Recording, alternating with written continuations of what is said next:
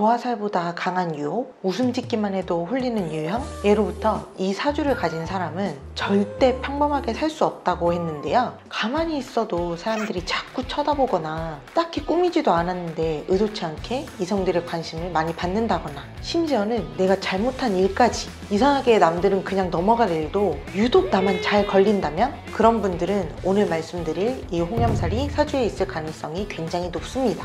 흔히들 도화살과 많이 혼동되어서 사용되는 게 바로 이 홍염살인데요. 도화살이 은근한 매력이라면 도화살보다 2배는 더 치명적이고 강렬한 이 홍염살. 오늘은 이 사주의 특징에 대해 말씀드려 보도록 하겠습니다. 홍염살이라고 다 같은 홍염살이 아닌데요. 내가 어떤 글자의 홍염살을 갖고 있느냐에 따라서도 그 매력이 다 다르고, 홍염살이 있는 분들 중에서도 내 행동에 따라 힘을 못 쓰는 분들도 존재합니다. 그래서 오늘은 홍염살 가진 사람이 더욱 이성운이 강해지는 방법, 그리고 주의사항까지 모두 담았으니까 궁금하신 분들은 영상 끝까지 시청해주세요. 자, 그럼 홍염살이란 무엇일까요? 홍염살은 붉을 염에 고을 염자를 쓰는데요. 같은 값이면 다홍치마라는 말 들어보셨죠? 예로부터 붉은색을 곱다, 매력적이다 라는 뜻으로 쓰였던 만큼 이 홍염의 뜻은 붉고 곱게 물들었다는 뜻이에요. 그런데 아까 말씀드렸듯 많은 분들이 이 홍염살과 도화살을 혼동해서 쓰는 분들이 많은데요. 옛날에 이성 꼬시는 메이크업이라고 해가지고 도화살 메이크업이 유행했었죠. 사실 도화살은 복숭아꽃처럼 향기와 매력을 퍼뜨린다고 해서 일대 다수에게 인기가 있는 살이고요. 홍염살은 복숭아꽃이라기보다는 장미 같은 느낌? 복숭아 향기 맡아보셨죠? 그 주위만 가더라도 향기가 엄청 진해요. 그래서 그냥 그 근처만 가더라도 향기가 푹 풍긴단 말이에요. 근데 장미는 어때요? 장미는 그 근처에 가더라도 냄새에 막 취하는 느낌은 아니에요. 근데 이걸 가까이 맡아보면 어때요? 엄청 굉장히 농도가 짙고 진하다는 느낌이 들잖아요. 그래서 홍염살은 이 장미처럼 1대1 관계에서 어마어마하게 매력을 발산하는 살입니다. 사실 이 정치인이라는 것도 인기가 있어야 되는 거잖아요. 만약에 내가 유명한 정치인이 되고 싶다. 그런데 이런 분들은 홍염살이 있으면 큰일 납니다.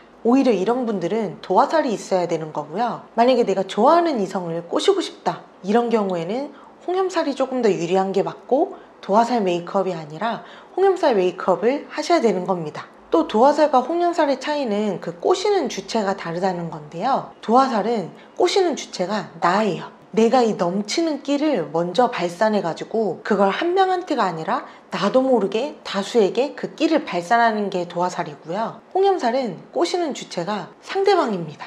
홍염살을 가진 사람 자체는 끼를 내가 막 먼저 부리는 게 아니에요. 나는 가만히 있고 조용한데 나 말고 주변 사람들이 난리나는 사주입니다. 즉 도화살은 리드를 하는 사람, 홍염살은 리드 당하는 쪽이라는 거죠. 그래서 도화살은 나 이렇게 예쁜데 네가 안 반한다고? 나 이렇게 인기 많은데 너도 날 좋아해야 되지 않겠니? 이렇게 자기 장점을 내놔서 자신감 있는 느낌이 팍팍 드는 사람이라면 홍염살의 키워드는 보호 본능입니다. 홍염살을 가진 분들은 자기가 가진 단점을 내놓는 것을 두려워하지를 않아요. 오히려 자기의 부족한 점을 보호 본능으로 잘 이용해 먹죠.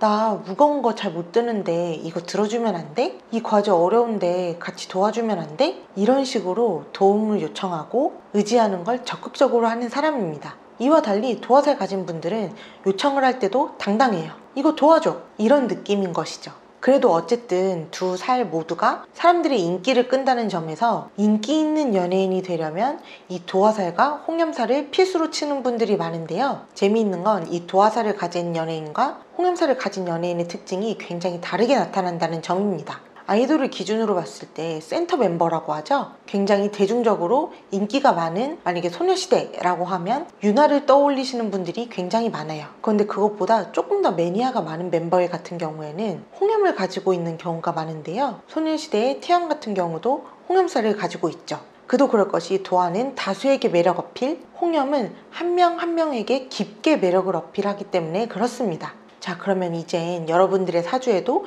이 홍염살이 있는지 한번 체크를 해봐야겠죠? 내 사주에 이 홍염살이 있는 걸 어떻게 체크를 해야 될까요? 일단 앱스토어에 가셔서 만세력을 검색해 봅니다.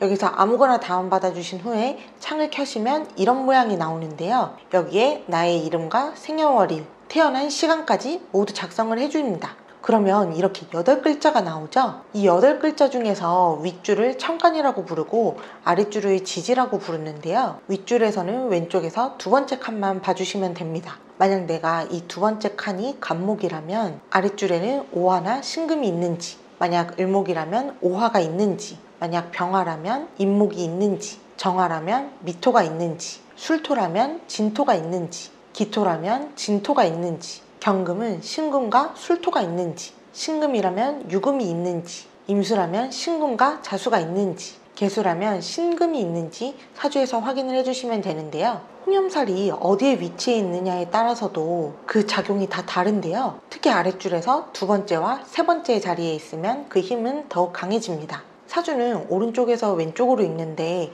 이 오른쪽부터 연지, 월지, 일지, 시지라고 이렇게 부르게 되는데요. 연주는 조상과 부모님, 그리고 월주는 형제복, 그리고 일주는 자신과 배우자, 그리고 시주는 자신의 자식을 의미하는데요. 나에게 가장 영향을 많이 끼치는 자리가 바로 이 월지와 일지이기 때문에 그렇습니다. 만약에 이 홍염살이 연지 자리에 있다, 그럼 아마 어릴 때 굉장히 귀여움을 많이 받고 자랄 가능성이 크고요. 홍염살이 월주 자리에 있는 경우에는 20, 30대 내가 한창 사회활동을 하는 시기에 인기가 많은 것을 뜻합니다. 특히 사회생활이나 직업과도 굉장히 관련이 많은 자리라서 이 자리에 홍염살이 있다면 내가 직업적으로도 홍염살을 이용하기 좋은 사주를 뜻합니다. 그 다음으로는 일지 자리에 홍염살이 있는 경우인데요. 보통 흔히들 이 자리를 찐 홍염살 자리다 라고 얘기하시는 분들이 많아요. 왜냐하면 여기가 배우자 자리라서 그런 건데요. 아까 홍염살은 도화살과 달리 1대1 관계에 강하고 내가 진짜 원하는 남자를 꼬실 수 있다고 얘기했잖아요. 그래서 여기에 홍염살이 있는 분들은 이성관계에서 매력 어필이 가장 강하게 나타나는 분들입니다. 그러면 시지에 있는 분들은 어떨까요? 이 시지는 노년기를 뜻하는 자리로 나이가 들수록 더 매력적이게 변하거나 아니면 이 홍염살이 자식에게 유전이 될 수 있다는 것을 뜻합니다.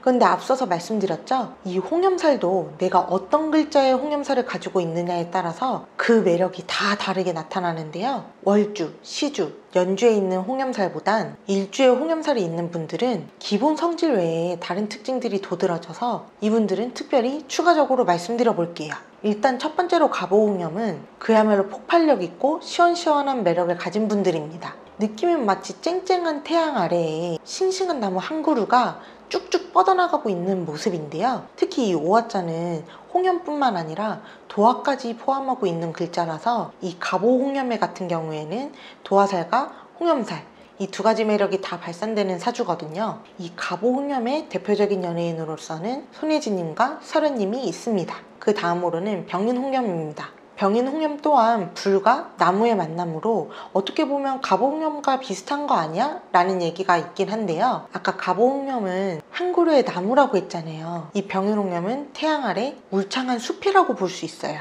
그래서 조금 더 발산하는 에너지가 커서 홍염살 중에서도 가장 야망이 크고 호탕한 매력을 갖는 게 이 병인홍염의 특징입니다. 병인홍염의 대표적인 연예인으로는 걸스데이 혜리님이 있습니다. 그 다음으로는 정미홍염인데요. 정미홍염은 사막을 비추는 은은한 달빛과 같은 느낌입니다. 아무래도 은은한 불빛이기 때문에 병화인 태양처럼 눈에 확 띄거나 하진 않는데 오히려 그게 더 매력이에요. 그렇다 보니 아이돌보다는 배우분들의 사주에서 조금 더 많이 보이는 케이스고 대표적인 연예인으로는 고아라님, 공유진님이 여기에 속합니다. 그 다음으로는 무진홍염입니다. 무진홍염은 위아래가 모두 토의 기운을 머금어서 광활한 평화라고 할 수 있는 것이 특징인데요. 그래서 남녀 모두 다부진 느낌이 들면서도 중성적인 느낌도 함께 드는데요. 그런 이유로 여자라면 남자와 여자 모두에게 매력이 있고 남자 또한 여자와 남자 모두에게 인기 있는 사주인 것이죠. 그래서 모두에게 사랑을 받는다고 해서 스타성이 가장 강한 홍염으로 보고 있습니다. 대표적인 연예인으로는 소녀시대 티아님과 블랙핑크 리사님이 있습니다. 그 다음으로는 경술홍염입니다. 마치 평원에 우뚝 선 바위의 모양을 하고 있는 이 경술홍염은 냉미남 스타일들이 많은데요. 차갑고 서늘한 느낌의 경금과 건조한 대지의 술토가 만났기 때문에 과묵하고 카리스마가 넘치는 것이 이 경술홍염의 특징인데요. 또 궁금증을 일으켜서 신비감을 불러 모으는 게 경술홍염의 특징으로 연예인 중에는 아리티미스 희진님과 엔하이픈 성우님이 있습니다.